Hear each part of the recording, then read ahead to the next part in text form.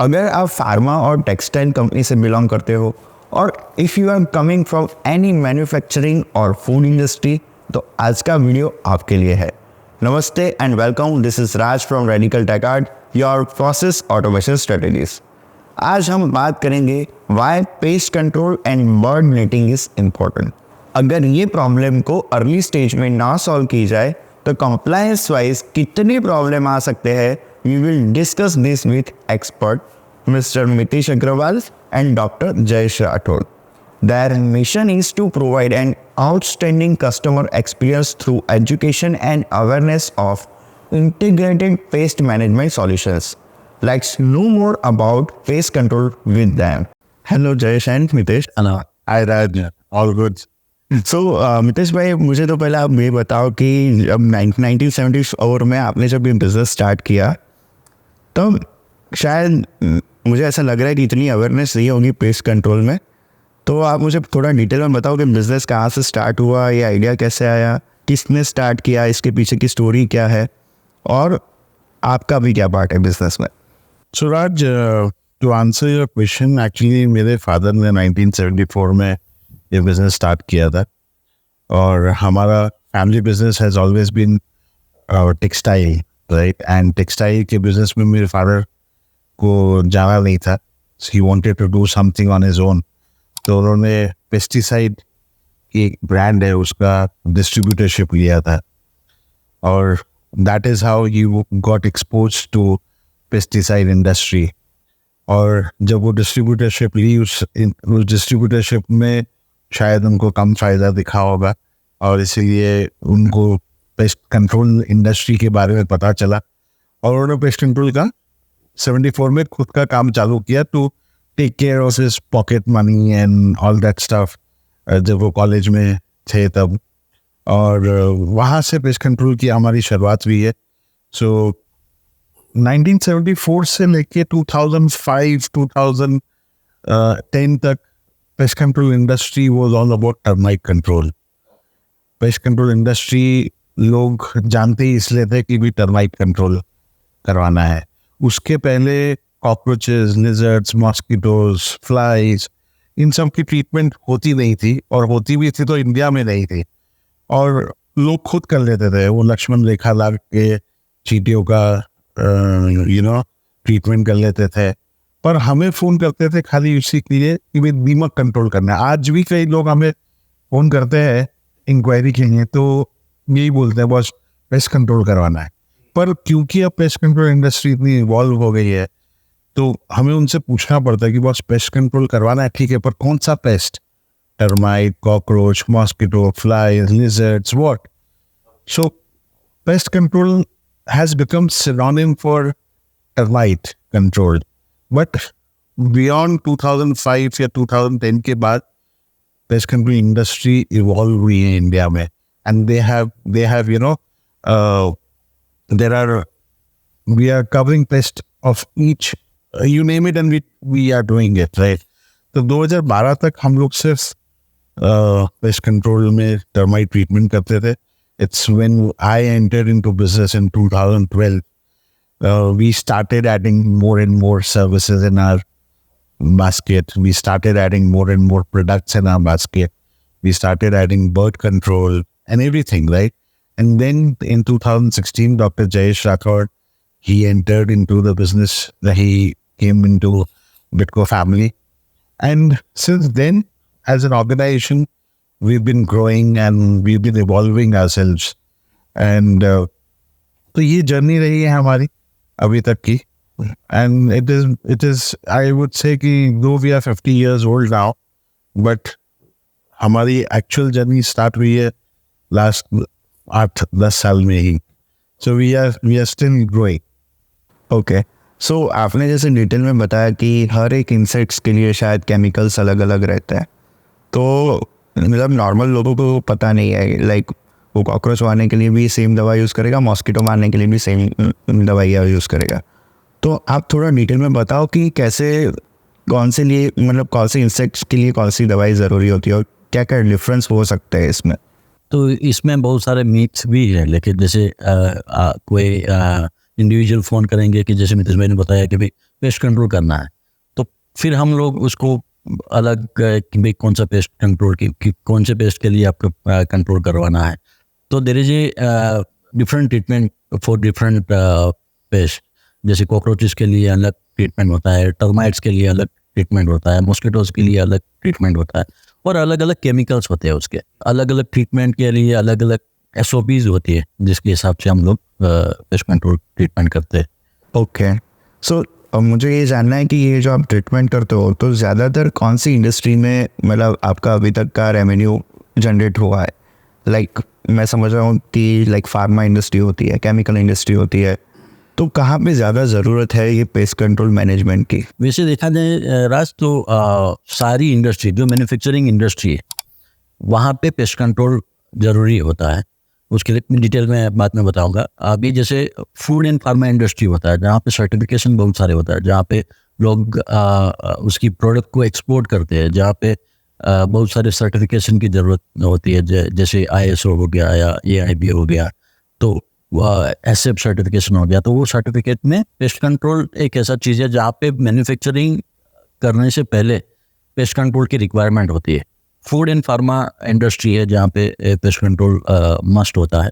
Apart from food and pharma, जैसे manufacturing industry की बात करूँ तो जहाँ पे इंडस्ट्री में वायरिंग होते हैं, UPS होते हैं, सर्वर रूम होते हैं, जहाँ पे वायर्स वगैरह, केबल्स वगैरह रहते हैं, जहाँ पे एक रोडेंट आके अगर वो वायर को कट कर देगा तो पूरा प्लांट शट डाउन हो जाएगा। अगर प्लांट शट डाउन हो जाएगा तो पूरा मैन्युफैक्चरिंग उसका स्टॉप हो जाएगा, तो लाखों रुपए का नुकसान हो।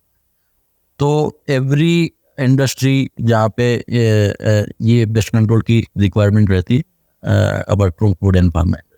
So to add to Jayesh, answer your question, I think pest control is inevitable. आप फूड चला रहे हो, फार्मा चला रहे हो, स्टील इंडस्ट्री चला रहे हो, प्लास्टिक इंडस्ट्री चला रहे हो, टेक्सटाइल इंडस्ट्री चला रहे हो, पेस्ट कंट्रोल जरूरत है। So you cannot shy away from getting a pest control done. Yes, कई लोग खुद कर लेते हैं, कई लोग प्रोफेशनल पेस्ट कंट्रोल कंपनियों से करवाते हैं, जहाँ उन्हें सर्टिफिकेशंस की ज़रूरत है, जहाँ उन्हें प्रोफेशनल पेस्ट मैनेजमेंट की ज़रूरत है, वहाँ हमें लोग बुलाते हैं और हमसे काम करवाते हैं। तो अपार्ट फ्रॉम सर्टिफिकेशन मैं इसमें एक और ऐड करूँगा, जैसे आजकल आफ्टर कोविड ये ज़्यादा लोग कॉन्शियस भी हो गया। जैसे आपके यहाँ मैन्युफैक्चरिंग इंडस्ट्री में 50 लोग काम कर रहे हैं, जहाँ पे मॉस्किटो का इश्यू है, तो मॉस्किटो बाइट होता है, फिर तो उसकी प्रोडक्टिविटी भी कम होती है। अभी जैसे प्रोडक्टिविटी कम होने के वजह से लोग जो छोटा छोटा काम, लोग जैसे ऑटोमोबाइल सेक्टर में बहुत छोटे छोटे काम करने होते हैं, तो वहाँ पे अगर मॉस्किटो बाइट उसको करेंगे तो उसकी प्रोडक्टिविटी बहुत कम हो जाती है। तो वो भी अवेयरनेस आई है लोगों में। मॉस्किटो बाइट की वजह से बहुत सारे डेंगू, मलेरिया और सब होता है, तो उसकी मैन पावर की प्रोडक्टिविटी कम हो जाने की वजह से भी आज ये अवेयरनेस फैलिंग में है कि भाई हाँ वहाँ पे पेस्ट कंट्रोल करना जरूरी। सो नितेश, मुझे आपसे ही जानना है कि मतलब आपने तो और आपके फादर ने देखा है 1974 से, तो मुझे आप थोड़ा रिवॉल्यूशन वाइज समझाओ कि पेस्ट कंट्रोल इंडस्ट्री ने कैसे इवॉल्व किया, और पहले क्या था और अभी क्या है, अभी नई टेक्नोलॉजी के हिसाब से क्या क्या चेंजेस आए, कितना ईजी हुआ है। I am asking from the worker side as well, कि पहले ऐसा होता था कि केमिकल्स मतलब ऐसा है कि उनको भी डैमेज करता है, तो आप वर्कर्स के लिए क्या प्रिकॉशंस प्रोवाइड करते हो, और नई टेक्नोलॉजी आने के बाद उनको क्या फ़ायदा हो रहा है अभी? सो राज, पेस्ट कंट्रोल इंडस्ट्री, जैसा कि मैंने पहले बताया कि it was all about termite treatment, right. पहले क्या होता था कि हम जब घरों में टर्माइट ट्रीटमेंट करने जाते थे ना, हमारी दवाई में इतनी स्मेल होती थी कि आजू बाजू के 50 घरों को पता चलता था कि राज के घर पे दीमक की ट्रीटमेंट हो रही है। तो that actually added as an advertisement for us, क्योंकि वो 50 घर राज के वहाँ पे पूछने आते थे, बॉस आपके यहाँ पर आए ना, हमारे यहाँ पे भेजना ना, हमारे यहाँ भी हो रही है। और ड्यूरिंग द ईयर्स क्या हो गया, लोगों को एक मानसिकता हो गई है कि ज़्यादा स्मेल आएगी ना, जिस दवाई में ज़्यादा स्मेल आ रही है तो वो इफेक्ट ट्रीटमेंट अच्छी है। पहले मतलब इनफैक्ट ऐसा होता था कि लोग हमें ये बोलते थे कि बॉस तुम्हारी दवाई में स्मेल नहीं आती, हमें ट्रीटमेंट बरोबर न थे, हमें खोटी दवा यूज करो जो, पानी डाल रहे हो। हाँ, या पानी डाल, वो इतनी स्ट्रॉन्ग नहीं है। वो इतनी स्ट्रांग नहीं है। तो हम लोग क्या करते थे, स्मेल की अलग से ड्रॉप आती है, just for your psychological satisfaction. हम उसमें दवाई में 2 ड्रॉप वो गंध की डालते थे, जिससे आजू बाजू के 100 घरों में पता चलता था कि टर्माइट ट्रीटमेंट हो रही है। But yes, now over the years the chemicals have also changed. There are new generation chemicals available in the market. अब वाटर सॉल्युबल केमिकल्स आते हैं जिसमें ऑर्डर है ही नहीं, there is no smell at all. In fact अब change मानसिकता में ये आ गई है कि अब लोगों को स्मेल नहीं चाहिए, लोगों को ट्रीटमेंट की इफेक्टिवनेस चाहिए।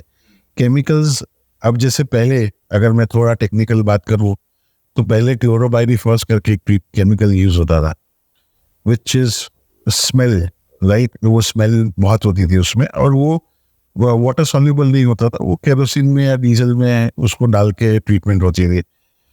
वो केमिकल से अब इम्यूनिटी आ गई है टर्माइट्स की, right. They have become immune to that particular chemical. So now there are new age chemicals available in the market which are more effective than the chemicals which were available in the past, and which has no smell, and they are good to be used in public health. आज अगर आपके घर में कोई पेट है, कोई senior citizen है या कोई भी है, तो उससे उस केमिकल को उस केमिकल से आपको कुछ नहीं होने वाला, राइट। और to take care of the technicians जो हमारे यहाँ काम कर रहे हैं, यस, पहले लोगों में प्रॉब्लम्स होती थी जब केमिकल में स्मेल होती थी, तो they used to have this coughing problem and all that problem जो एक स्मोकर्स को प्रॉब्लम रहती है। But now because everything is odourless and everything is safe and environmentally friendly, there are no problems for technicians or in fact people staying in the house or in the industry, right? Number one. Number two, as far as our technicians are concerned, we do take care of them. We have medical policies for them. We have accidental policies for them, right? If at all they meet with some accident unforbidden, कोई accident होता है तो उनके लिए 10 लाख रुपए का insurance ले रखा है हमने। We also have covered them for medical insurances, उनकी hospitalization वगैरह का खर्चा take care करने के लिए। So yes, they are an asset for our company and they are something which is the pillar of the work that we are doing. So we do take care of all this stuff. Okay, that's great, Mitesh, कि आप workers के बारे में भी इतना सोच रहे हो।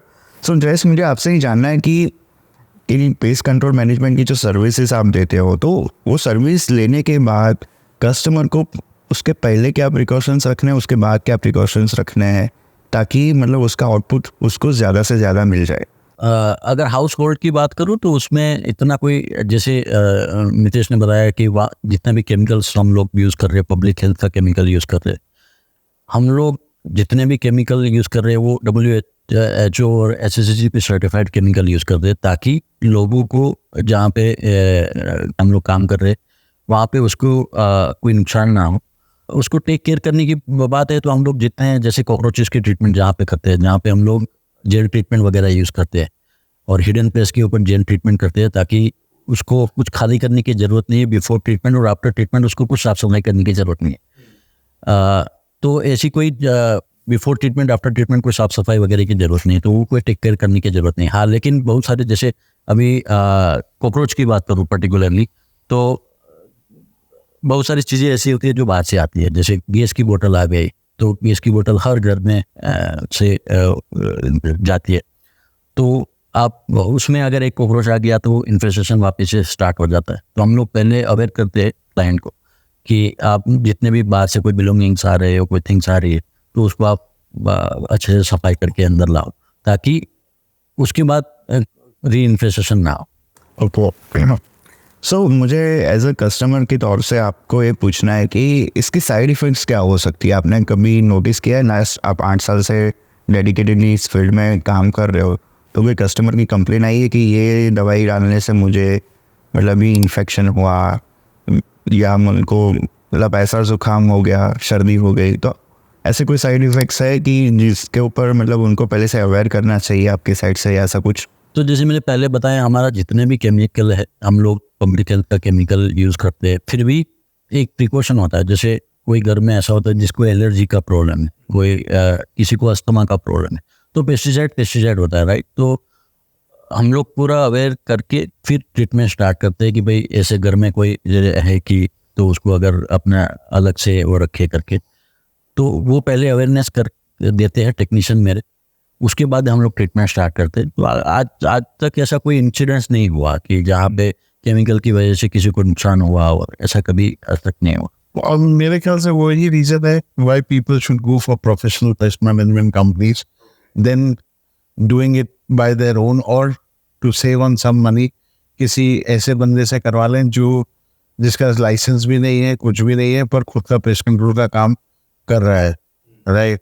तो वो एक प्रॉब्लम आपने कई बार न्यूज़पेपर्स में पढ़ा होगा, मुंबई में, पुणे में, दिल्ली में बहुत इंसिडेंसेस हुआ है कि पेस्ट कंट्रोल करने के बाद लोगों ने घर में आके एसी चालू किया और because of suffocation they have died and all. तो ये सब चीज़ें बिलीव मी राज की अगर आप एक प्रोफेशनल कंपनी से करवा रहे हैं काम, तो ये इंसिडेंसेस नहीं होंगे। पर पब्लिक क्या करती है, because India is a price conscious market, they try to save money on what services or product they want, right? And because our service is something which is tangible, मैं आपको कोई product हाथ में नहीं दे रहा हूँ, राइट। अब मैं आपको कोई प्रोडक्ट बेच रहा हूँ ना, अब वो प्रोडक्ट हाथ में लेकर उसका वर्थ देख पाओगे कि ये चीज़ 100 रुपए की है या नहीं, ये 50 रुपए की होनी चाहिए या 100 रुपए की होनी चाहिए, बट मैं आपको सर्विस दे रहा हूँ। और वो सर्विस ऐसी है राज की, जो मैं आपके घर पे ट्रीटमेंट करके चला जाऊंगा ना, उसके 6 महीने साल बाद आपको पता चलेगा कि मैंने अच्छा काम किया या नहीं किया है। और मैंने अगर अच्छा काम नहीं भी किया है, होता है कई बार हमारे कंप्लेंट्स आती है, तो भी our turn around time is 48 hours when we do treatment and we have a complaint. Our turnaround time is 48 hours. So that also plays very important role when you are working with a professional pest control company. So if I talk about the unorganized market that our industry has, my father's experience or journey of 50 years, 18 technicians, will you believe, 18 technicians ने उनको छोड़ के और खुद का pest control का काम चालू किया है। They are also doing good business. वो भी अच्छा रुपया कमा रहे हैं, वो भी अच्छा कर रहे हैं। Though they are not competition to us, but वो कहीं ना कहीं एक certainty को बदनाम कर रहे हैं by not doing professional pest management services, or by not using proper chemicals in whatever treatment they are doing. So है हमारी industry is bit of unorganised. और अहमदाबाद में आप ढूंढने बैठोगे ना, तो आपको 10,000 से ऊपर पेस्ट कंट्रोल वाले मिलेंगे। But professional pest control companies और ऑर्गेनाइज्ड जो एक सेटअप लेके बैठे हैं, जो एक टीम लेके बैठे हैं, वैसे सिर्फ 8 या 10 हैं। You can count them. There are only 8 or 10 who are doing it in a proper वे।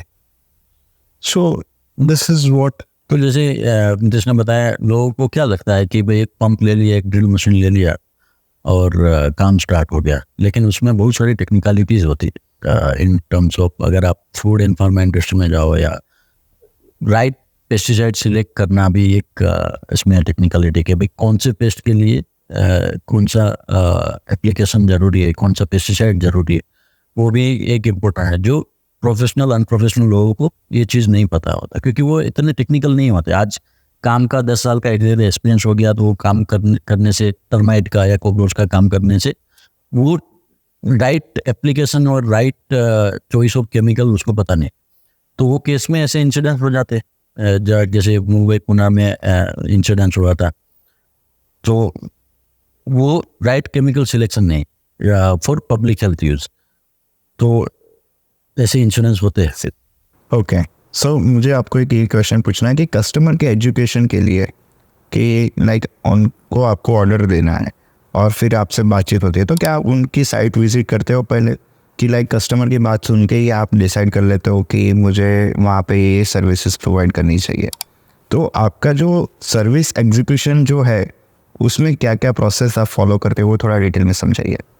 तो जैसे हम लोग ERP यूज़ करते हैं, तो ERP में लीड से लेके मेरा इन्वॉइसिंग तक पूरा ERP जनरेटेड।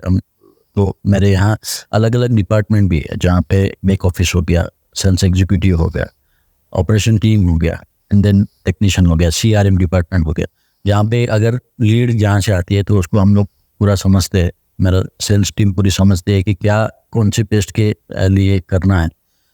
उसके बाद सेल्स टीम जाके वहाँ पे पूरा इवेल्यूएट करते हैं। अगर घर पे है तो घर पे इंस्पेक्शन होगा, साइट विजिट होगा, अगर इंडस्ट्री होगा तो वहाँ पे ऑडिट होता है कि कौन सी पेस्ट की रिक्वायरमेंट है, क्या फ्रीक्वेंसी पे ज़रूरत है, उसकी क्लाइंट की कितने क्या कंसर्न है, वो सब एनालाइज करने के बाद एक प्रपोजल बनता है। वो प्रपोजल में फिर फ्रीक्वेंसी वगैरह सेट करके उसमें फिर हम लोग उसको प्रपोजल देते हैं। तो विदाउट साइट विजिट अभी जैसे इंडस्ट्री हो गया या रेसिडेंस हो गया नहीं करते। क्या होता है कि वो फॉर एग्जांपल आज आपके घर में टर्माइट का ट्रीटमेंट करना है, आपने बोल दिया टर्माइट का ट्रीटमेंट करना है, आपको थोड़ा बहुत पता है तो आपने बोल दिया कि हाँ करना है, आ जाओ करके।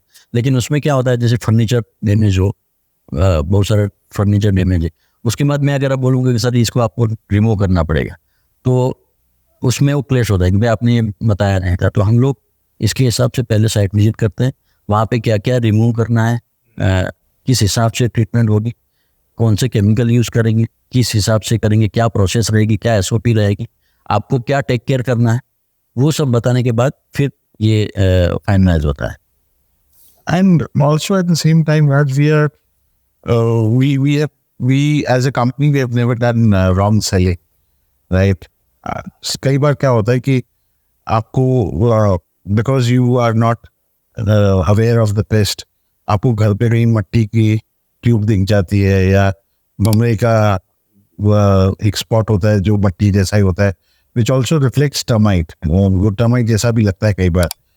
तो कई बार लोगों को लगता है कि बस टर्माइट आ गई है, टर्माइट ट्रीटमेंट कर दो। पर जब हम साइट विजिट के लिए जाते हैं, just to close the sale, we don't tell client बस ये टर्माइट है, करवानी पड़ेगी, right? We do educate the client कि boss this is not termite, but yes termite is something जो आप अगर चाहें तो प्रिकॉशनरी करवा सकते हैं। बट ये नहीं करते हम लोग कभी कि बस सेल क्लोज करने के लिए कस्टमर डरा हुआ है तो उसको और डरा के कि नहीं ये टर्माइट ये आपको करवानी पड़ेगी या XYZ। We don't do that. So काफ़ी बार आपने सुना होगा मेरे मुँह से कि we do ethical pest control services. So when we say ethical, this is the ethical way of how we do it and what we do it. And also one more thing, we have never encouraged or we have never told our technicians to use less chemical or more chemical. We ask them to use chemicals in the right amount, in the right quantity. कई बार होता है जैसे मैं आपके घर पे treatment करने आ रहा हूँ, राइट? आप बोलोगे यार मितेश भाई दवाई स्ट्रॉन्ग बनाना, मैं आपके सामने 10 ml डाल रहा हूँ, आप बोलोगे मितेश भाई 20 ml डालना, ट्रीटमेंट अच्छी होनी चाहिए। ऐसा नहीं होता। अगर 10 ml का मेरा दवाई का डोसेज है तो मेरे को 10 ml ही डालनी पड़ेगी। मैं 20 ml डालूंगा तो आपका ट्रीटमेंट अच्छा होगा, वो एक मिथ है, वो एक गलत फहमी है। अगर आपका सिर दुख रहा है, राइट, अगर आपको डॉक्टर ने बोला है कि ये डिस्प्रिन आधे ग्लास पानी में डाल के पीनी है और आपका बहुत सिर दुख रहा है, तो आप क्या 5 डिस्प्रिन पूरे ग्लास पानी में डाल के पी लोगे तो आपका सिर दर्द जल्दी ठीक होगा? नहीं होगा। So this is what this chemical also works, this is how this chemical also works. It has to be used in right identification of chemical for the pest. So है ये चैलेंजेस है, but yes we educate our customers. Okay, दूसरा मुझे ये जानना है कि आपने जैसे सर्विसेज की डिटेल प्रोसेस बताई, तो मुझे ये जानना है कि इसमें आप प्राइस कैसे डिसाइड करते हो कि लाइक 1000 स्क्वायर फीट एरिया में आपको पेस्ट कंट्रोल करना है, तो वहाँ पे स्क्वायर फीट वाइज मतलब आपका रेट रहता है, या आपकी दवाई कितने लीटर में जाती है, वो थोड़ा डिटेल में समझाओ ताकि पता चले कि किसी को आपको ऑर्डर देना है तो कैसे होता है। क्योंकि मैं इस बैकग्राउंड का नहीं हूँ तो मुझे कुछ नहीं पता कि इसमें प्राइस फैक्टर कैसे प्लस और माइनस होता है। तो अगर घर की बात करें तो घरों में क्योंकि इतने सालों का एक्सपीरियंस है तो हम लोग वो कैलकुलेशन पता होता है कि भाई यहाँ 1000 स्क्वायर फीट है तो वहाँ पे इतना केमिकल जाएगा, इतनी मेरा लेबर कॉस्ट जाएगा, इतना मेरा ट्रांसपोर्टेशन वगैरह जाएगा, तो वो फिक्स रहता है। अगर इंडस्ट्री की बात करूँ तो वहाँ सिनेरियो पूरा अलग हो जाता है। इंडस्ट्री के अंदर कंसर्न्स अलग होते हैं सबके, वहाँ पेस्ट की फ्रीक्वेंसी अलग होती है, पेस्ट अलग अलग होते हैं, तो उसकी मैंने जैसे पहले बताया कि एवरी पेस्ट अलग अलग प्रोसेस SOP होती है, तो उसके लिए क्या केमिकल जाएगा वो सब कैलकुलेशन होता है, उसका एक प्रोसेस है। जैसे मैं पहले बताया, जैसे ऑडिट करते हैं हम लोग, क्या क्या फ्रीक्वेंसी रहेगी, कौन सी पेस्ट रहेगी, उसके हिसाब से फिर क्या केमिकल कोर्स जाएगा, क्या लेबर कोर्स जाएगा, क्या हमारा ट्रांसपोर्टेशन जाएगा, कितनी फ्रीक्वेंसी है, उसके ऊपर फिर प्रपोजल बनता है और इसके ऊपर काम। ओके, ठीक है। तो लाइक आपका जब कोटेशन डिज़ाइन होता है तो आप क्या क्या उसके अंदर डिफ़ाइन करते हो, कि एरिया डिफ़ाइन करते हो या मटेरियल का मतलब क्वांटिटी डिसाइड करते हो, कि वो क्या रहता है? क्वांटिटी अगेन एक्सपीरियंस से पता चलता है कि भाई कहाँ पे क्या आ जाएगा, लेकिन प्रपोजल की बात करूँ तो जहाँ पे हम लोग हम पेस्ट, कौन सी पेस्ट है उसका एक ट्रेड नेम रहता है, उसके बाद कौन से एरिया में पर्टिकुलरली करना है, उसकी क्या फ्रीक्वेंसी रहेगी, वो रहता है। उसके बाद SOP रहती है कि फॉर एग्जांपल कॉकरोच की ट्रीटमेंट करनी है तो एक इसकी अलग SOP है, मॉस्किटो मैनेजमेंट करना है तो उसकी एक अलग SOP है। तो प्रपोजल में वो सब चीज़ें रहता है, जहाँ पे क्लाइंट को भी पता चले कि यहाँ पे अगर मॉस्किटो मैनेजमेंट हो रहा है तो मॉस्किटो मैनेजमेंट किस हिसाब से हो रहा है, इसकी क्या SOP है, उसमें कौन से पे केमिकल्स यूज़ होंगे, क्या डोजेज पे यूज होंगे, वो भी हम लोग इन डिटेल में लिखते हैं, ताकि कस्टमर को पता चले कि मेरे यहाँ अगर काम करने अगर बंदा आएगा तो उसको पहले दिन से पता रहेगा, क्योंकि उसके बाद फिर फ्रीक्वेंटली ट्रीटमेंट होती जाएगी पूरे साल के लिए। तो क्या केमिकल यूज होगा, क्या डोज में यूज होगा, उसको क्या टेक केयर करना है बिफोर ट्रीटमेंट और आफ्टर ट्रीटमेंट, तो वो सब हम लोग SOP में ही लिख के देते हैं। So more than, to add to what Jayesh is saying, more than the chemicals that we use, right, there is a mechanical way also of covering or controlling the pest in your premises. तो हम लोग क्या करते हैं, जैसे what we do is quarterly audits करते हैं, photo audits करते हैं, and we present that photo audit in front of the management of the company, right? And say for example कहीं पे एक होल है, दीवार पे ये इतना बड़ा होल है, यहाँ से ये 2 वायर जा रहा है बट ये बाकी की जगह खाली है, सो वहाँ से चूहा मच्छर छिपकली अंदर आनी है। So what we tell in those photo audits is please get this thing sealed. So this is mechanical pest control. आप अगर उसकी जड़ पर नहीं पकड़ोगे तो आप कितनी दवाई यूज कर लो, कितनी ट्रीटमेंट यूज कर लो, वो कंट्रोल में नहीं आना है।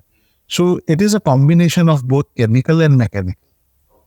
So we work with client, we do thorough inspection of the site, we do thorough inspection, we tell them, we take photos, we give them a entire report कि आपको यहाँ यहाँ आपको करना है और यहाँ इस तरीके से इस फ्रीक्वेंसी में मैं करूँगा। So this is very essential. तो थोड़ा टेक्निकल बताऊँ तो ये जो अप्रोच पे हम लोग जो काम करते हैं जिसको बोलते हैं integrated pest management approach. Integrated pest management approach में जैसे मितेश ने बताया कि हम लोग पूरा फोटो ऑडिट करते हैं, उसके बाद डिसाइड करते हैं कि उसमें कौन से अप्रोच में हम लोग काम करें। तो इन इंटीग्रेटेड पेस्ट मैनेजमेंट अप्रोच जहाँ पे मैकेनिकल वे होता है, केमिकल वे होता है और थर्ड वन होता है बायोलॉजिकल वे। तो जैसे फार्मा इंडस्ट्री हो गया, तो फार्मा इंडस्ट्री में बहुत सारी लिमिटेशन होती है। आप इनसाइड द प्लांट जहाँ पे मैन्युफैक्चरिंग बन रहा है, जहाँ पे उसका स्टोर वगैरह, जहाँ पे उसकी फाइनल गुड्स जहाँ पे रखी जाती है, वहाँ पे मैं मैकेनिकल वे पे पेस्ट कंट्रोल नहीं कर सकता, क्योंकि बहुत सारा कंटामिनेशन होगा। अगर मैं कहीं दवाई, फार्मा की दवाई या वगैरह पड़ी है, या कोई फूड इंडस्ट्री है जहाँ पे फूड्स पड़ा है, तो वहाँ पे मैं केमिकल स्प्रे नहीं कर सकता, वहाँ पे कंटामिनेशन होगा। तो ऐसी केस में हम लोग minimum use of chemical and maximize the result, तो वो करने के लिए हम लोग मैकेनिकल वे भी यूज़ करते हैं। जैसे बताया कि कई बार ऐसे पॉइंट्स होते हैं जहाँ पे पेस्ट आ रही है और हम लोग उसको कंट्रोल कर रहे हैं, वो कंटिन्यूस जहाँ से आ रही है। ऐसे गार्बेज एरिया होता है जहाँ पे रिसीविंग, लोडिंग अनलोडिंग एरिया पे बहुत सारे गार्बेजेस वगैरह होता है, वाटर लॉगिंग होता है, तो वो उसको आइडेंटिफाइड करके अगर वाटर लॉगिंग जहाँ पे है तो वहाँ पे लार्वा होगा, फ्लाइज का इन्फेस्टेशन होगा, मॉस्किटो का इन्फेस्टेशन होगा, तो क्यों हम लोग उसको ही बंद ना करते ताकि केमिकल मेजर ना करना पड़े। तो ऐसी कंडीशन में हम लोग उसको फोटो एडिट करके उसको बताते हैं। वो एक सिंगल लाइन एग्रीमेंट भी बताते हैं कि जहाँ पे आप लोगों को क्या करना है, आपकी क्या रिस्पॉन्सिबिलिटी है, हमारी क्या रिस्पॉन्सिबिलिटी बढ़ रही है। कई बार क्या होता है कि पेस्ट कंट्रोल ऑपरेटर को अगर काम दे दिया तो फिर उसको टेक केयर करना है कि जहाँ पे अगर मक्खी दिख रही है तो तुम्हारा रिस्पॉन्सिबिलिटी, ऐसा नहीं होता। हम लोग एक अगर आप मुझे पेस्ट कंट्रोल काम दे दिया और आप वहाँ पे गंदगी फैलाते रहोगे, अगर गार्बेज एरिया अगर रहेगा तो पेस्ट आएगी। तो वो केस में आप लोग एक फोटो एडिट करके फिर अगर ये गार्बेज एरिया है तो उसको कहाँ रिमूव करना है, इसको कहाँ लेके जाना है और कहाँ पे अच्छी तरह से उसको वो करना है। अब बहुत सारी जगह पे ऐसा होता है कि वहाँ स्टेकिंग अनइवन होता है, तो स्टेकिंग अगर इस तरीके से रखेंगे तो वहाँ पे स्नेक भी आ जाएगा, आपका वहाँ पे चूहे भी आ जाएंगे, उसको फिर कंट्रोल करना मुश्किल हो जाता है। तो बहुत ऐसी छोटी छोटी चीज़ें होती है जो हम लोग पहले ही अवेयर करते हैं बिफोर स्टार्टिंग द वर्क। तो ऐसे मैकेनिकल वे भी होता है, केमिकल वे भी होता है, अच्छा बायोलॉजिकल वे भी होता है, जहाँ पे स्टेगनेंट वाटर अगर भरा है, जहाँ पे मॉस्किटो का ब्रीडिंग प्लेस जो होता है पानी होता है, तो पानी में उसके एग्स से लेके लार्वा और फिर एडल्ट होता है, एक लाइफ साइकिल होती है मॉस्किटो की। तो लाइफ साइकिल को ब्रेक करने के लिए हम लोग वहाँ पे बायोलॉजिकल वे से काम करते हैं, जहाँ पे बहुत सारे ऐसे बायोलॉजिकल केमिकल है जो डालने से उसकी लाइफ साइकिल वहाँ ब्रेक हो जाती है, ताकि वो एडल्ट में वो आगे ही ना बढ़े मॉस्किटो। तो जो पब्लिक हेल्थ का भी है और वहाँ पे कोई कंटामिनेशन नहीं हो, तो ये सारी प्रोसेस होता है जहाँ पे हम लोग स्ट्रिक्टली फॉलो करते हैं। हम लोग इंटीग्रेटेड अप्रोच में ही पूरा काम करते हैं, ताकि कहीं फूड फार्मा इंडस्ट्री में वहाँ कहीं पे भी कंटामिनेशन ना हो। ओके, मुझे थोड़ा टेक्निकली ये समझाओ कि लाइक फार्मा और फूड इंडस्ट्री की आप इतनी बात कर रहे हो, तो मैंने जहाँ तक सुना है फार्मा और फूड इंडस्ट्री में बहुत सारे सर्टिफिकेशन रिक्वायर्ड होते हैं। तो क्या आपकी इंडस्ट्री में भी सर्टिफिकेशन है कि जो आपने लिए हुए हैं और आप कस्टमर को कमिट करते हो कि हम ये ऑथोराइज है या ISO सर्टिफाइड है, तो वो सर्टिफिकेशन के नाम क्या है और उसमें क्या क्या आपने किया हुआ है अभी तक? As a Bitco, we are the first SSCCP certified company in Gujarat. SSCCP certified वो लोग लेते हैं जहाँ पे उसको फूड प्रोसेसिंग में और उसमें हजार analysis and critical control point बोलते हैं उसको, तो वो उसको लेने की जरूरत है। लेकिन as a pest control operator हम लोगों ने भी वो सर्टिफिकेट लेके रखा है, ताकि कोई ऐसा केमिकल ना हो जो पब्लिक हेल्थ का केमिकल रहा वहाँ पे WHO अप्रूव केमिकल हो, और जहाँ पे पब्लिक है उसको कोई हजार्डियस इफेक्ट ना हो, तो हम लोग वो खुद लेके रखे। ISO सर्टिफिकेट हमारे पास है। अपार्ट फ्रॉम दूसरे सर्टिफिकेशन की बात करूँ तो वहाँ पे डॉक्यूमेंटेशन प्रोसेस होती है। जैसे मैं पहले ही बताया कि फूड एंड फार्मा इंडस्ट्री में मैन्युफैक्चरिंग स्टार्ट होने से पहले ये डॉक्यूमेंटेशन ज़रूरत होता है, क्योंकि उसको एक्सपोर्ट अगर करना है तो उसको भी WHO सर्टिफिकेशन रहता है, GMP सर्टिफिकेट रहता है, तो वो कंपाइल हम लोग करते हैं। तो उसके लिए क्या क्या डॉक्यूमेंटेशन की ज़रूरत पड़ेगी वो हम लोग उसको प्रोवाइड करके उसको एक वो डॉक्यूमेंटेशन देते हैं, ताकि उसकी ऑडिट में फर्दर जब भी ऑडिट होगा तो वहाँ पेस्ट कंट्रोल रिलेटेड कोई उसको नॉन कंप्लायंस ना आए। So in food and pharma, Raj, actually pest control की इफेक्टिवनेस ऑन द ग्राउंड तो जरूरी है ही है, but at the same time food and pharma industry में documentation also plays very important role, and depending on the certification that a food and pharma company is having, maybe GMP और halal or maybe any other FSSAI or any certification that a food and pharma company is having, सबके अपने अपने criterias हैं। Not of the pest control techniques, pest control techniques almost same है, chemicals same है, but जो change होता है अलग अलग सर्टिफिकेशंस के हिसाब से, वो चेंज होता है documentation. So we have a knowledge, we have that understanding of maintaining and producing those documents to the client as and when required, or in periodically जैसे उनके इंटरनल ऑडिट्स होते हैं, एक्सटर्नल ऑडिट्स होते हैं, TPI audits होते हैं, तो उन सब ऑडिट्स के टाइम पे उनको जो डॉक्यूमेंटेशन चाहिए वो डॉक्यूमेंट हम लोग रेगुलर वे पे मेंटेन करके और क्लाइंट को सबमिट करते रहते हैं। So in food and pharma specially documentation plays a very important. So अब जो फूड एंड फार्मा की बात करो तो इसमें मतलब क्या आपका कॉन्ट्रैक्ट रहता है, EMC वाइज कॉन्ट्रैक्ट होता है कि आपका टर्न अराउंड टाइम क्या रहता है? लाइक कोई भी फार्मा इंडस्ट्री का नाम लेते हैं तो वहाँ पे आपने एक बार पेस्ट कंट्रोल सर्विसेज प्रोवाइड की है, तो गवर्नमेंट के रूल्स एंड रेगुलेशन के हिसाब से उनको एवरी ईयर करवाना होता है या वो लोकेशन डिपेंडेंट होता है, वो क्या होता है, थोड़ा डिटेल में समझाओ। तो इसमें कोई एक वन टाइम ट्रीटमेंट नहीं होती, ये एक फ्रीक्वेंट प्रोसेस है। पेस्ट मैनेजमेंट सर्विस एक फ्रीक्वेंट प्रोसेस होता है, चाहे वो घर हो गया या इंडस्ट्री हो गया या कोई भी कमर्शियल प्लेस हो गया, एक फ्रीक्वेंट प्रोसेस है। क्योंकि ऐसा कोई केमिकल नहीं है कि आज मैं वो केमिकल डाल दिया तो उसको फिर रिपेल हो जाएगा और जितने भी सारी पेस्ट है वो चले जाएगी। आप कई बार सुने होंगे कोई पेस्ट कंट्रोल ऑपरेटर्स के सर ये कि ये ट्रीटमेंट करवाओ, ये ऑल इन वन है, आपको कोई ज़िंदगी भर कोई पेस्ट नहीं है, ऐसा होगा नहीं। क्योंकि एक फ्रीक्वेंट प्रोसेस रहती है। तो पहले जैसे मैंने बताया कि अगर फूड एंड फार्मा इंडस्ट्री या मैन्युफैक्चरिंग इंडस्ट्री की बात करूँ तो एक कंसर्न होता है कि भाई मेरे यहाँ रोडेंट का प्रॉब्लम है, मेरे यहाँ मॉस्किटोज का प्रॉब्लम, मेरे यहाँ कॉकरोचेस का प्रॉब्लम। तो उसकी एक फ्रीक्वेंसी सेट होती है, फ्रीक्वेंसी के हिसाब से फिर किसी के यहाँ एवरी वीक होता है, किसी के यहाँ फोर्टनाइटली जरूरत पड़ती है, depend on infrastructure. So it's an ongoing process.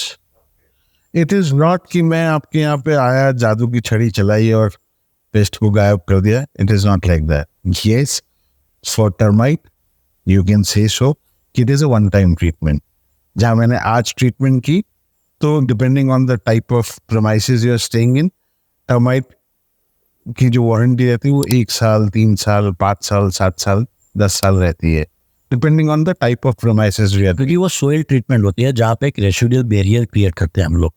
मैं पहले ही बताया हर ट्रीटमेंट की एक अलग एसओपी है। तो टर्माइट में क्योंकि ज़मीन में रहती है टर्माइट और थ्रू वॉल बाहर आके फिर जहाँ पे सेल्यूलोज उसका फूड है, तो सेल्यूलोज कहाँ मिलेगा उसको? लकड़ा है, चमड़ा, कपड़ा है, वहाँ पे उसको सेल्यूलोज मिलेगा।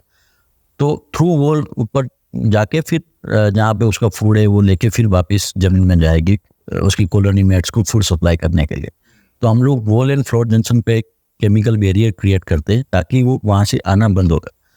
टर्माइट का खात्मा नहीं होगा, लेकिन वो प्रीमाइस जहाँ पे आप लोगों ने काम किया है वो प्रीमाइस पूरा प्रोटेक्ट हो जाएगा, वहाँ से टर्माइट ऊपर नहीं आएगी। हो सकता है वो टर्माइट उसका रूट चेंज कर दे, दूसरी जगह पे चली जाएगी, लेकिन वो प्रीमाइस जहाँ पे हम लोगों ने काम किया वहाँ जब तक रेसिडुअल उसकी केमिकल की इफेक्ट रहेगी। जब अभी जैसे कोई मैन्युफैक्चरिंग इंडस्ट्री जो केमिकल मैन्युफैक्चरिंग करते हैं वो बताते हैं कि भी मेरा ये केमिकल का 3 साल का रेसिडुअल इफेक्ट रहेगा। वो भी ऐसे नहीं बताया कि उसका भी बहुत सारा प्रोसेस होता है पैकेट में। कोई केमिकल अगर आया मार्केट के अंदर तो उसका रिसर्च होता है, उसका पूरा प्रोसेस होता है कि कितने केमिकल का उसका रेसिडुअल रहेगा। उसके बाद वो सर्टिफिकेशन आता है, गवर्नमेंट उसको अप्रूव करती है कि भाई हाँ ये केमिकल का 3 साल का इसका रेसिडुअल इफेक्ट है। तो वो इसीलिए वहाँ पे वारंटी इम्पोर्टेंट रोल प्ले करती है कि क्योंकि वो सोइल ट्रीटमेंट करते हैं, वहाँ पे एक रेसिडुअल बैरियर क्रिएट होता है। वही अगर मैं कॉकरोच के बैरियर ट्रीटमेंट करूँगा तो वॉल एंड फ्लोर जंक्शन हम लोग बाहर स्प्रे करते तो उसका रेसिडुअल इफेक्ट इतना नहीं रहेगा, सालों में नहीं रहेगा। वो कोई इवेपोरेट हो जाता है, इवेपोरेट हो जाता है, वहाँ पे आप साफ सफाई करेंगे तो वहाँ पे रेसिडुअल नहीं रहेगा। लेकिन हाँ अगर टर्माइट की बात करें तो क्योंकि सोइल ट्रीटमेंट करते हैं तो वहाँ पे हम लोग उसको वारंटी वगैरह दे सकते। ओके सर, मुझे आपसे एक बात ये जाननी है कि मतलब आप जो भी पेस्ट कंट्रोल सर्विसेज करते हो तो उसमें आप कस्टमर को वारंटी देते हो कि नहीं देते? और दूसरी बात कि आज तक ऐसे कोई प्रॉब्लम्स आए कि मतलब आपने सर्विसेज प्रोवाइड कर दी और 1 महीने में उनका फ़ोन आया और आपको बोल रहा है कि सर्विसेज में मज़ा नहीं है, अभी भी हमारा प्रॉब्लम एज इट इज़ ही है, तो हमारे कस्टमर को गाइड करने के लिए आपका क्या सजेशन के है कि उस टाइम पे क्या हुआ होगा कि वो फिर से आ गया? तो उसके ऊपर कस्टमर की साइड भी क्या रिस्पॉन्सिबिलिटी बनती है कि उनको ये ध्यान रखना चाहिए कि वो फिर से ना हो? तो थोड़ा डिटेल में समझाओ आप। वारंटी की बात करो, अभी जैसे मैं केमिकल रेसिडुअल बैरियर की बात करी जहाँ पे टर्माइट का हम लोग वारंटी देते हैं। उसके अलावा बहुत सारी पेस्ट होती है जहाँ पे वारंटीज होती है, उसके रेसिडुअल केमिकल की रेसिडुअल इफेक्ट की जो है उसके हिसाब से उसकी वारंटी रहती है। लेकिन उसके सामने बहुत सारे फैक्टर भी काम करते हैं जहाँ पे आपके यहाँ घर के अंदर काफ़ी सारा मॉइस्चर है, बेज ज़्यादा आ गया तो क्योंकि उसका फेवरेबल कंडीशन होता है कोई भी पेस्ट के लिए। जहाँ पे आपने कोई घर रिनोवेट कर लिया तो केमिकल बैरियर जहाँ पे मैंने बनाया था तो वो वापस ब्रेक हो गया। तो बहुत सारे फैक्टर अफेक्ट करते हैं जहाँ पे वारंटी को। हाँ, हमारा ऐसा नहीं है कि कंप्लेन नहीं आता, हमारा 5 पॉइंट 6.98% परसेंट हमारा Complaint ratio है। कंप्लेन रेशियो है, जो हमारा ERP हम लोगों को दिखाता है। तो वो कंप्लेन भी है, लेकिन उसको रिजोल्व करने के लिए हम लोग 48 आवर्स के अंदर उसको रिजोल्व भी करते हैं। ओके, ज़्यादातर कंप्लेन कौन सी रहती है, लाइक आपने अभी तक जो एनालिसिस किया उस हिसाब से? मतलब हर घरों के अंदर जैसे टर्माइट हो गया, कॉकरोच हो गया, मॉस्किटो हो गया। So mainly हम लोग जो वारंटीज देते हैं राज, it is mainly for termite and cockroaches, right? For mosquitoes, for lizards, for spiders, rodents, there are no warranties because it's an ongoing process. उसमें वारंटी नहीं होती। वारंटी खाली ये दो चीज़ों में होती है, एक termite and second is cockroaches. उसमें वारंटीज होती है और मेनली घरों में से कॉकरोचेस की प्रॉब्लम का कंप्लेन हमारा रेशियो कंपैरेटिवली ज़्यादा है as compare to termite, right? So termite में आती है कंप्लेन, बट अगर उसके 100 काम करते हैं तो टर्माइट के शायद 2 या 3 कंप्लेन है, और कॉकरोचेस के अगर 100 काम करते हैं तो उसके शायद 7 या 8 कंप्लेन है। Okay, right. सो एक आपके लिए एक इंटरेस्टिंग क्वेश्चन ये है कि लाइक हमारे बहुत सारे व्यूअर्स जो भी देख रहे हैं उनके लिए, कि उनको आज आपसे वो सर्विस नहीं ले रहे हैं बट किसी और एजेंसी से भी वो सर्विस ले रहे हैं, तो आप उनको क्या सजेस्ट करोगे कि कौन से चेकलिस्ट है जो उनको ध्यान में रखने चाहिए किसी भी कंपनी में वो ऑर्डर दे तब? So there is no checklist Raj, this is a trust game, right? मतलब आपको अगर हमारी इंडस्ट्री, जैसे कि मैंने पहले बोला, it is an unorganise sector, right? मैं जिस चीज़ का 6 रुपया कोट कर रहा हूँ ना, उसी चीज़ का 8 आना कोट करने वाले भी हैं, उसी चीज़ का 3 रुपया कोट करने वाले हैं, और उसी चीज़ का 10 रुपया और 12 रुपया कोट करने वाले भी हैं, राइट? तो मैं ट्रीटमेंट कम अच्छी कर रहा हूँ, 10 रुपये 12 रुपये वाला ज़्यादा अच्छी कर रहा है या 50 पैसे वाला कम अच्छी कर रहा है, उसकी कोई परिभाषा नहीं है। इसलिए नहीं है क्योंकि हमारी इंडस्ट्री में 300 रुपये से लेकर 30,000 50,000 रुपये तक की केमिकल आता है। मैं कौन सी केमिकल यूज कर रहा हूँ, क्या मेथड यूज कर रहा हूँ, उसके ऊपर डिपेंड करता है कि मेरी ट्रीटमेंट कितनी इफेक्टिव है, राइट?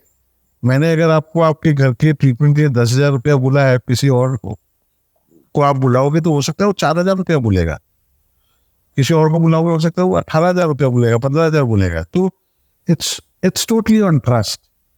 आपको अगर 4,000 रुपये वाले की बातों पे विश्वास आ रहा है, अगर आपको लग रहा है कि वो आपके यहाँ ट्रीटमेंट अच्छी करके जाएगा, करवा लो। यस, ये इवैल्यूएट करने की कोशिश करो कि 4,000 वाला क्यों 4,000 ले रहा है और 10,000 वाला क्यों 10,000 ले रहा है। वो इवैल्यूएट आप उस कंपनी का बैकग्राउंड, उसका कंपनी प्रोफाइल, उसका क्लाइंट लिस्ट, उसके टेस्टिमोनियल्स, उसके गूगल रिव्यूज और वो सब देख के आप अंदाजा लगा सकते हो, but ultimately it's on you.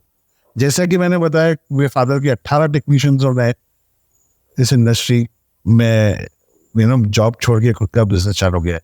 Even they are surviving, उनको भी बिजनेस मिल रहा है, उनको भी काम मिल रहा है ना? कस्टमर बेस सबके लिए है इंडिया में,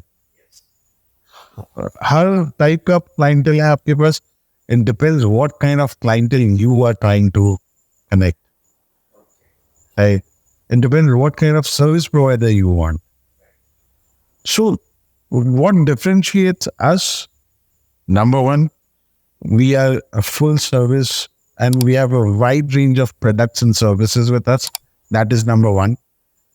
अगर आप मेरे पास सर्विस के लिए आ रहे हो तो मेरे पास प्रोडक्ट्स भी हैं, मेरे पास बर्ड प्रोटेक्शन भी है, मेरे पास बर्ड स्केयरिंग डिवाइसेस भी हैं, everything we have. Number two, what sets us apart is our experience. Number three, what sets us apart is our team, our strong back operations team, which makes sure that the customer is taken care of. उनको कोई problem नहीं है. And we have also a dedicated customer care number, जहाँ पे customer, irrespective of who the salesperson is, the customer can simply call that customer care number and create a new inquiry या अपनी complain उस पर register करवा सकता है. So there is no chance of customer saying कि boss मैंने मितेश भाई को फोन किया था, मितेश भाई ने फोन नहीं उठाया. कोई बात नहीं, मितेश भाई ने फोन नहीं उठाया, मैं बिजी हो गए, call on 9448444801 and it will be taken care of. So this is what we are trying to do actually as a company. Nice. Let's take this conversation to your entrepreneur journeys. मुझे आप ये बताओ कि आपकी journey में कभी एक ऐसा पॉइंट आया है कि जहाँ पे आपको ये लगा हो कि ये गलत बिजनेस चूज कर लिया. गलत बिजनेस चूज कर लिया नहीं, but yes, while you are growing, you tend to have a lot of cash flow problems, or you tend to focus on certain things. In the past, we have discussed कि आदेश कल से ना अपने next year से products बंद कर देंगे. Then Jayesh have told you why that makes us, that is a differentiator between us and the other pest control companies in the market. Believe me, in Gujarat or in India, there are not many companies जो pest control services, pest control products और bird protection तीनों चीज कर रही है. नहीं कर रहे लोग, पर हम लोग करते हैं. तो And we have dedicated team for all three divisions. तो तीनों का अलग अलग division है. जैसे Jayesh, Dr. Jayesh is taking care of product services. I'm taking care of products. There's a third person who's taking care of bird protection. So this is how we have, we are focusing on three different areas. गलत line तो नहीं, in fact I would say कि हम लोग इस line में late आए, हमारी आंखें थोड़ी लेट खुली, शायद और थोड़ा पहले साथ आ गए होते और थोड़ा पहले इस बिजनेस पे फोकस कर लिया होता तो आज हम शायद 5 साल आगे होते. दूसरा इंटरेस्टिंग क्वेश्चन ये है कि मतलब कहीं ना कहीं ऐसा सुना है मैंने पास में कि बिजनेस पार्टनरशिप्स में बहुत सारे कॉन्फ्लिक्ट्स रहते हैं. तो मैं जब आपसे फर्स्ट टाइम मिला था तब भी आपने बोला था कि मतलब पार्टनरशिप में ही बिजनेस होना चाहिए, बहुत अच्छा ग्रोथ होता है. तो मतलब आप दोनों के बीच में कभी कॉन्फ्लिक्ट्स होते हैं कि नहीं होते, और होते तो उसको रिजॉल्व कैसे करते हो, वो थोड़ा समझाओ. Raj, I think partnerships works well if you have faith on each other's capability, if you have faith in each other's skill set, right? I think partnerships fail when you start doubting your partner in terms of his capabilities or in terms of his skill set, due to which you actually entered into the partnership, right? तो आप जब वो doubting चालू कर देते हो ना, तब प्रॉब्लम्स क्रिएट होती है. तो I think between me and Jayesh difference of opinions of course होते हैं, कई बार प्रॉब्लम्स क्रिएट होती है, प्रॉब्लम्स का रेजोल्यूशन आता है, डिफरेंस ऑफ ओपिनियन भी आता है, but then we sit together and amicably solve that problem and we come to a conclusion कि नहीं इसको ऐसा करना है. और ऐसा हमारे बीच में बहुत कम होता है. Either I say yes to whatever Jayesh has decided, or Jay says yes to whatever I have decided.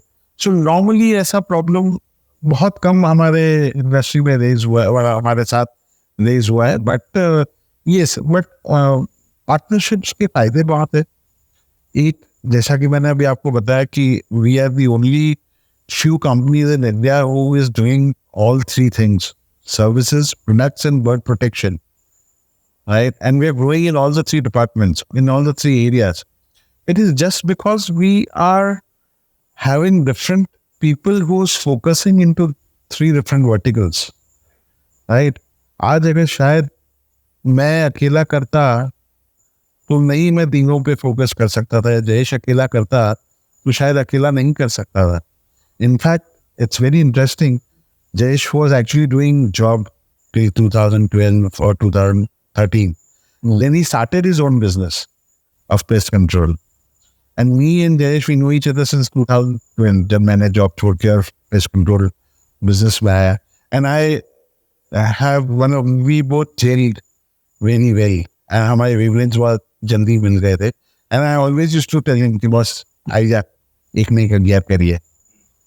तो पहले तो इसकी हिम्मत नहीं होती थी जॉब छोड़ के बिजनेस करने की.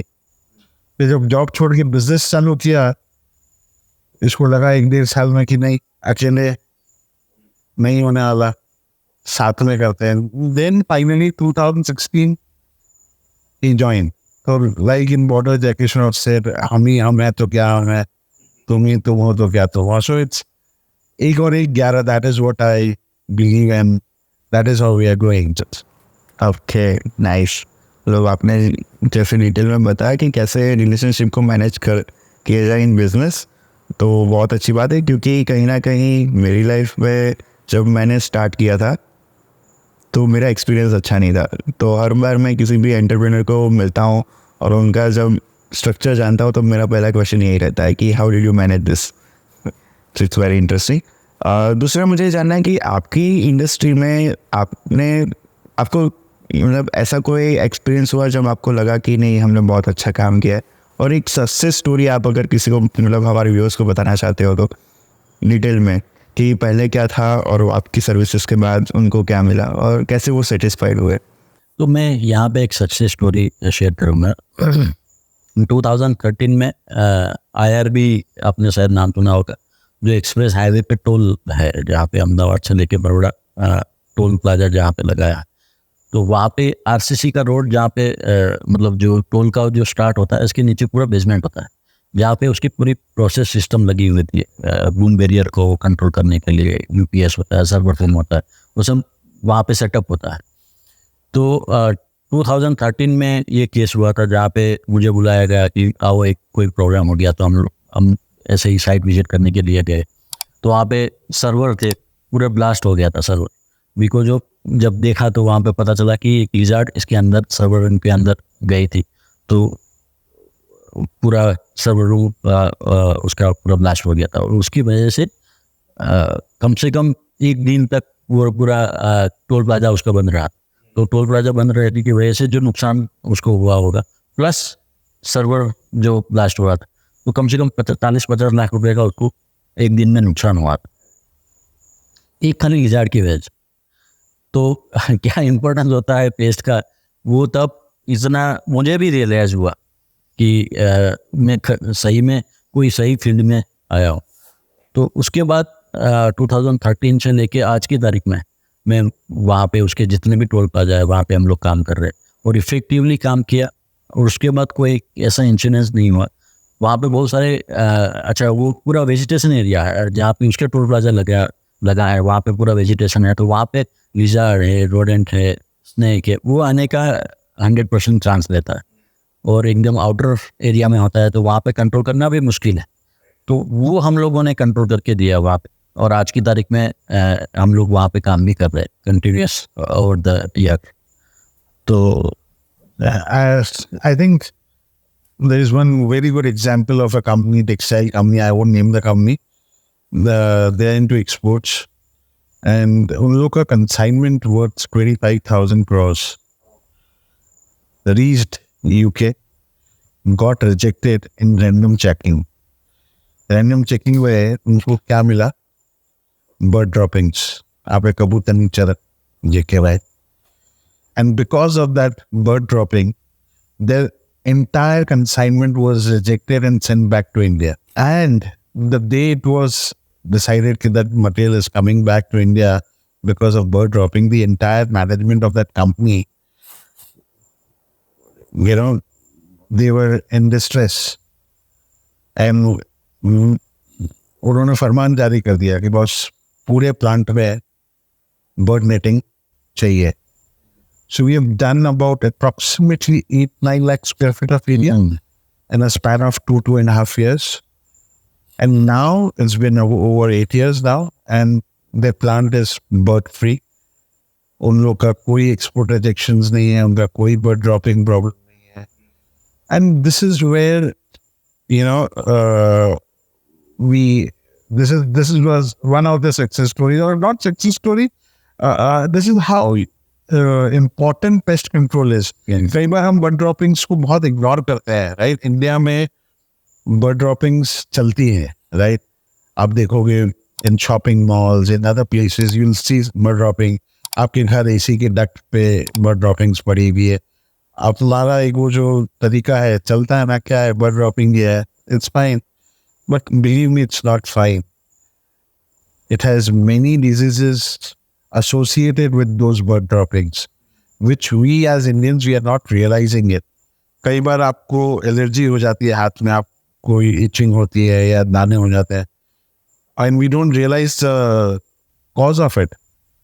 It can be because of bird dropping or the nest that is outside your house or outside your plant, कई बार हमें अस्थमा प्रॉब्लम हो जाता है.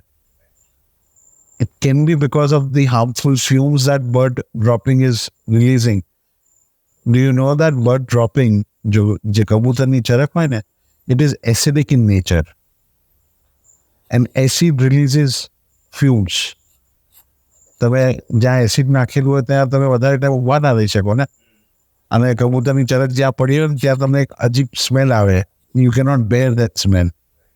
It affects somewhere or the other. So that creates asthma problem. હવે ધીમે ધીમે awareness આવે છે. There are many people whom we know. There are many news articles these days કે કબૂતરની ચરકના લીધે શું પ્રોબ્લેમ્સ થઈ રહી છે. So there is awareness now coming in.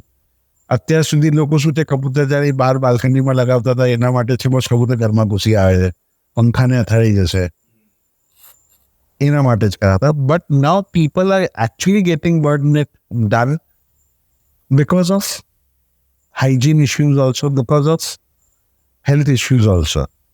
And same goes in industry. When in industry we are working, right, there are 3-4 reasons why in industry people go for bird dropping. And it's a huge expense.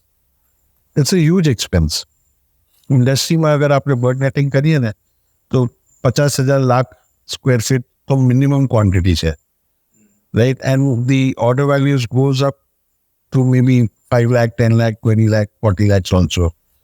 So in industry, જેમાં toll export કન્સાઇનમેન્ટ્સ જે company એક્સપોર્ટમાં છે ને એમના માટે તો ફરજિયાત છે કે they cannot have birds in their plant. Second, because of bird dropping in industry, it increases your manpower cost, housekeeping cost.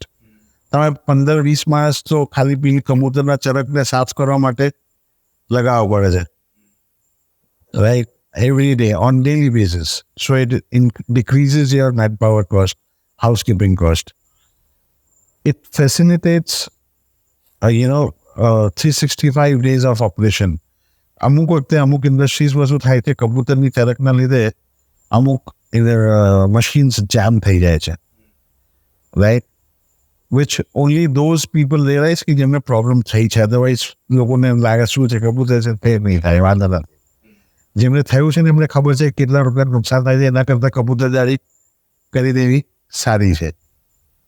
So this is where the problem comes. There are many societies in Ahmedabad, Applewood for example, એમાં 3-4 સોસાયટીઓ છે જ્યાં અમે લોકો common એરિયામાં 22 માળથી લઈને નીચે ground floor સુધી bird netting કરી છે. સો ઇટ્સ નોટ દેટ કે એ લોકોએ કબૂતર અંદર આવે છે એનાથી પ્રોબ્લેમ. કબૂતર ત્યાં બેસીને જે નીચે બગાડ કરે છે અને હેલ્થ ઇશ્યુઝ થાય છે ને એના લીધે જે તમારું મેન્ટેનન્સ કોસ્ટ વધે છે ઓર બિલ્ડિંગનું એક્સટિરિયર ખરાબ થાય છે, જે તમારે રીપેઇન્ટ કરાવવું પડે આ બધી વસ્તુ. So it minimizes that also in longer run. And the way we do our bird protection is something very unique in the market. There are not many people in the market who does bird protection the way we do it. And though we guarantee only 3 years for bird protection, but it lasts for over 10 years. It lasts for over 10 years. અમારું જે જૂનામાં જૂનું installation છે કદાચ 10-11 વર્ષ જૂનું છે, તો અમારા જૂનામાં જૂના જે ઇન્સ્ટોલેશન છે ને આજ સુધી ચાલી રહ્યા છે. સો दिस इज व्हाट. तो बर्ड नीटिंग के बिजनेस में आने का भी एक स्टोरी है उसके पीछे. एक घर में जहाँ पे हम लोगों ने पेस्ट कंट्रोल का काम किया था, जहाँ पे जैसे मितेश ने बोला कि बहुत सारे रेसिस वगैरह हो जाता है, उसकी जो ड्रॉपिंग्स होती है इसमें साल्मोनेला बैक्टीरिया होता है और उसकी वजह से पेस्ट भी होती है जो इनविजिबल पेस्ट होती है. तो आप जैसे बेड में आप गए तो फिर आपको लगता है कि कुछ काट रहा है लेकिन पता नहीं है कि क्या है. तो उसके लिए हम लोगों ने ट्रीटमेंट किया. दूसरे दिन वापस कंप्लेन आया, तीसरे दिन वापस कंप्लेन आया. तो फिर कुछ लगा कि कुछ है वहाँ पे जहाँ पे प्रॉपर कुछ नहीं हो रहा है. तो फिर मैं गया वहाँ पे, देखा, हम लोगों ने ऑडिट किया. तब पता चला कि बालकनी के अंदर एक नेस्ट था पिजन का और बहुत सारे इसमें ड्रॉपिंग्स था. और फिर रिसर्च करके पता चला कि इसमें ये पेस्ट भी होती है ड्रॉपिंग्स की वजह से. तो फिर लगा कि बर्ड नेटिंग अभी उसके लिए कुछ सॉल्यूशन लाना ज़रूरी है. तो फिर हम लोग बर्ड नेटिंग स्टार्ट किया। तो पहले जब हम लोगों ने ये थॉट प्रोसेस जब बर्ड नेटिंग के लगाई, तब सोचा था कि वहाँ पे हम लोग इंडस्ट्री के अंदर, क्योंकि बहुत सारा पोटेंशियल भी है बर्ड नेटिंग, तो फिर हम लोगों ने लार्ज स्केल में ऐसे ही चालू नहीं किया, ऐसे ही कोई क्वालिटी यूज़ नहीं किया। हम लोगों ने वो इंडस्ट्री लेवल के सोच के, जहाँ पे मेरी जो नेट होती है 120 डिग्री टेम्परेचर में भी काम करेगी, यूवी रजिस्टर्ड मटेरियल है। बहुत सारी एसेसरीज हम लोग यूज़ करते हैं ताकि उसकी स्ट्रेंथ बनी रहे। हम लोग 1 लाख स्क्वायर फीट या 2 लाख स्क्वायर फीट का पूरा वेयर हाउस कवर करना है, तो वहाँ पे खाली हुक के ऊपर नेट नहीं लगेगा, क्योंकि उसकी स्ट्रेंथ भी हम लोग को रखनी। तो वो सब सोच के फिर हम लोग ये बिजनेस में आए।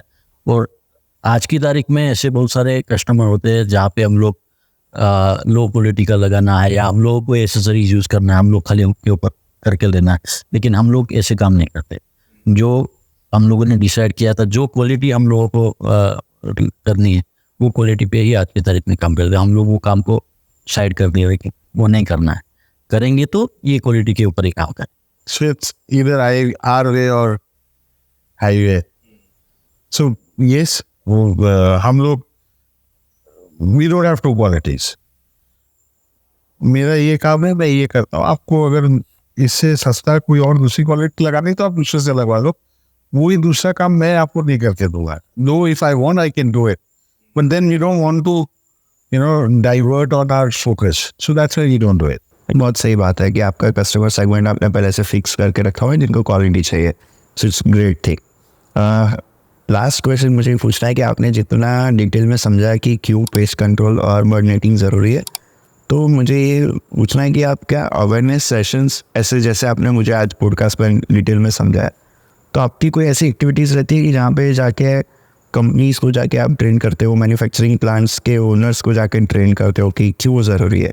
आपको सर्विसेज लेना है तो नहीं लेना है तो भी कोई दिक्कत नहीं है, बट आप समझ रहे हो कि कितना ज़रूरी है, तो उसके लिए कोई आपने मतलब काम किया है आज तक? तो जैसे बड़ी इंडस्ट्री होती है, जैसे अल्ट्राटेक सीमेंट हो गया, टाटा पावर हो गया, या अदानी पोर्ट हो गया, जहाँ पे हम लोग काम करते हैं, तो ऐसी कंपनी में इसकी एक फोर्स भी रहती है, अलग से हाउसकीपिंग टीम रहती है उसकी, जहाँ पे वो लोग भी साइमल्टेनियसली पेस्ट कंट्रोल रिलेटेड जो वर्क है वो देखते हैं। तो हम लोग जैसे मैं फ्रीक्वेंसी की बात करूँ, जैसे रोडेंट की ट्रीटमेंट की जो फ्रीक्वेंसी होती है एवरी 15 डेज़ के इंटरवल में होता है, तो वहाँ पे हम लोग ब्लू पेड वगैरह प्लेस करते हैं या किंग मीटिंग करते हैं। तो हो सकता है कि मैंने आज काम किया, तीसरे दिन चौथे दिन उसमें केच हो गया, रोडेंट केच हो गया, कहीं पर भी इधर उधर वो हो गया, तो हाउसकीपिंग टीम वो टेक केयर करती है कि उसको वापस से रिप्लेस करना, क्योंकि मेरे लिए वो पॉसिबल नहीं है, वो क्लाइंट के लिए भी वो पॉसिबल नहीं है कि एवरी डेज कोई क्योंकि कॉस्ट बजट इफेक्ट करता है। तो वहाँ पे हम लोग उसकी टीम को पूरा अवेयरनेस, एक ट्रेनिंग सेशन भी करते हैं, और ट्रेनिंग सेशन में कैसे क्या आपको टेक केयर करना है, अगर ये चीज़ हो गया तो उसको कैसे टेक केयर करना है, वो हम लोग उसको अवेयर करते हैं कि पेस्ट का इन्फेस्टेशन ना बढ़े, उसके लिए आपको क्या करना है। कहीं स्टेगनेंट वाटर हो गया या कहीं गार्बेज इधर उधर हो गया, तो उसको आपको किस तरीके से लगाना, कहाँ पे लगाना, ताकि इन्फेस्टेशन पहले से ही ना आए। तो वो अवेयरनेस प्रोग्राम भी हम लोग करते हैं। स्कूलों के अंदर जैसे बच्चे हो गया, तो उसमें बच्चों को मॉस्किटोज के उसको अवेयरनेस प्रोग्राम कर दे कि अगर मॉस्किटो घर के अंदर अगर आए, अगर बाइट किया, कौन कौन से स्पीसीज होती है जहाँ पे उसको डेंगू, मलेरिया, उसके लिए अलग अलग मॉस्किटोज होते हैं, वो अलग अलग उसकी वो होती है, तो उसको भी हम लोग अवेयर करते हैं। जैसे घर के अंदर कहीं बार लाइव प्लांट आपने लगा दिया, पानी के अंदर होता है मनी प्लांट वगैरह, तो अगर आपको उसको रिप्लेस नहीं करेंगे तो वीक के अंदर वहाँ हो सकता है उसका ब्रीडिंग चालू हो जाए, तो उसको रिप्लेस करना। ऐसी छोटी छोटी टिप्स हम लोग स्कूलों के अंदर भी ऐसे अवेयरनेस प्रोग्राम। स्कूलों में हम लोग क्या करते हैं ना Raj, we take permissions from the principals and all, और उन लोग का कोई भी ऐसा नॉलेज सेशन होता है या कोई गैदरिंग होती है, तब हम लोग खास करके doctor Jayesh he goes to the school with all the PPTs and everything, and we educate small kids, right? And और ये खास करके हम लोग करते हैं रेनी सीजन के आजू बाजू, जब मॉस्किटोज का ज़्यादा प्रॉब्लम रहता है, So we normally do it during those times. And it's quite interesting. मतलब बच्चों का रिएक्शन देखने में और उन लोग का वो उस टाइम पे फेस पे सरप्राइज देखने में वो जो एक फीलिंग आती है वो बहुत अच्छी फीलिंग होती है. And we tend to teach them on cockroaches also. कि घर में साफ सफाई किचन एरिया में कैसे रखनी है, रात को जूठे बर्तन गटर के पास नहीं रखने हैं, उसको एक बास्केट में स्टोर करना है. So all this things we keep on doing, what mainly during rainy season. Right. एक हमारे ज़माने में मतलब मैं जब छोटा था तब हमें ऐसा कोई ट्रेनिंग नहीं दिया गया था, बट बहुत अच्छी बात है कि आप अवेयरनेस सेशन भी रखते हो. So thank you so much Nitesh and Jayesh for coming on this show. मतलब आपने जितना मतलब ऐसा टॉपिक है जो थोड़ा सबको बोरिंग लगे, बट आपने जिस हिसाब से बताया डिटेल में बहुत ही इंटरेस्टिंगली समझाया, बहुत सारी वैल्यू एडिशन हुई है हमारी चैनल पे. सो उसके लिए thank you so much. Thank you very much, Raj, for calling us here. And it was very good interacting with you. And thank you.